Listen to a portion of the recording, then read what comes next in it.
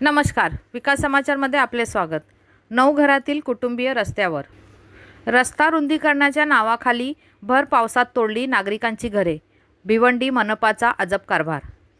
नागरिकांची 9 घरे तोडून टाकल्याचा अजब प्रकार भिवंडी येथे समोर आला आहे।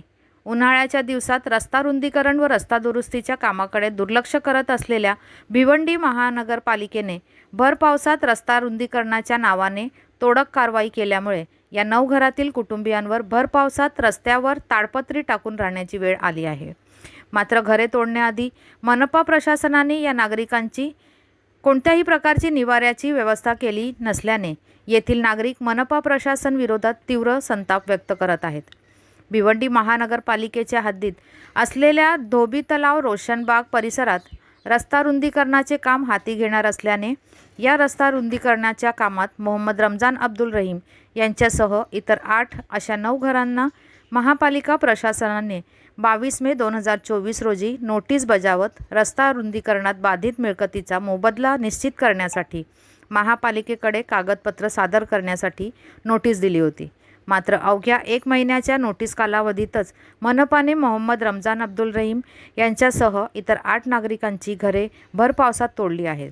या परिसरात रस्ता रुंदीकरणाचे कोणतेही काम सध्या सुरू नसताना मनपा प्रशासनाने निश्चित केलेल्या बाधित क्षेत्रापेक्षा अधिक क्षेत्रात मनपाने बुलडोजर लावत ही सर्व घरे तोडून टाकल्याने गरीब कुटुंब रस्त्यावर आली आहेत।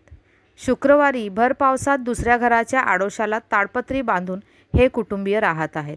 भर पावसात अशा प्रकारे नागरिकांच्या निवाऱ्याची सोय न करता व घरांचा मोबदला न देता मनपा प्रशासनाने आमची घरे का तोडली असे सवाल येथील बाधित कुटुंब विचारत आहेत।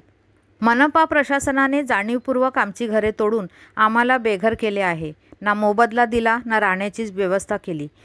आता आम्ही परिवारासह राहणार कुठे असा सवाल या बाधित कुटुंबातील महिला विचारत आहेत। रस्ता रुंदीकरणासाठी येथील घरे बाधित झाली होती। येथील नागरिकांना मनपा प्रशासनाने नोटीस बजावल्या होत्या, मात्र ही घरे मनपाच्या जागेत असल्याने कोणताही मोबदला न देता तोडण्यात आली आहेत, अशी प्रतिक्रिया भिवंडी मनपा प्रभाग समिती 4चे प्रभाग अधिकारी सुनील भोईर यांनी दिली आहे। धन्यवाद। वसईहून मी शहनाज शेख, विकास समाचार। चॅनलला लाईक शेअर सबस्क्राईब जरूर करा।